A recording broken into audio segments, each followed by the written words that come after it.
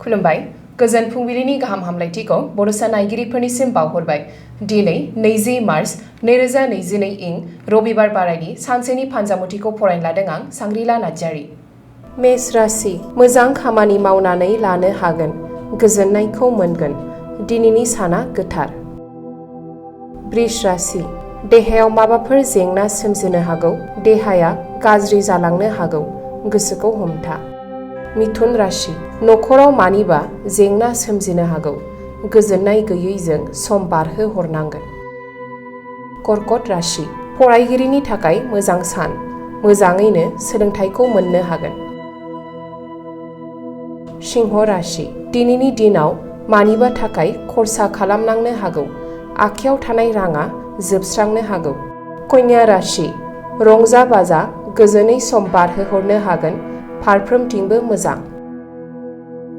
तुला राशि माबाफोर बेरामाव गोग्लैबायनो हागौ, देहाखौ सांग्राङै लाखिनांगोन। वृश्चिक राशि साख्रि मावनायाव जौगाखांगोन, नखराव गोजोननाय फैगोन, थासारिया मोजां। धनु राशि माबा मोनसे मोजां दोहोन मोननो हागोन, गोसोआ रंजाखांगोन, मोजां सान। मकर राशि सोरजोंबाफोर बेरेखा बेरेखि जालायनो हागौ, जेखियानो जाया गोसोखौ हमथा। कुम्भ राशि देहायाव बायदिसिना जालु जाला जानाया जोबनाय नङा, देहाया बोलो गैयै जालांनो हागौ। मीन राशि सेंग्रा सिख्लानि थाखाय गाहाम सान, जरा जरि खालामनानै लानो हागोन, मोजां सान। दिनैनि फानजामुथिया एसेनोसै, गोजोन्थों।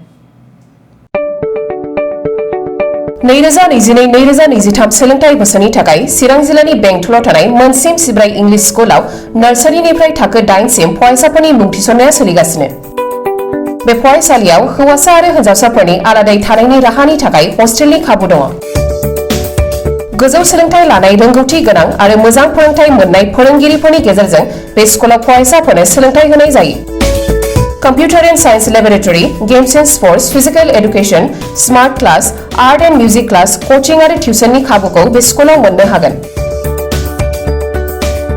गोग्गो आरो गुन गोनां सोलोंथाइ मोनहोनायनि थाखाय मोनसिम सिब्राय इंलिश स्कुलाव मुं थिसननायनि खाबुखौ लादो। आबुङै मिथिनो थाखाय 99548525542, 94357592226 आरो 60018993887 मबाइल नाम्बाराव फोनांजाब खालामनो हागोन।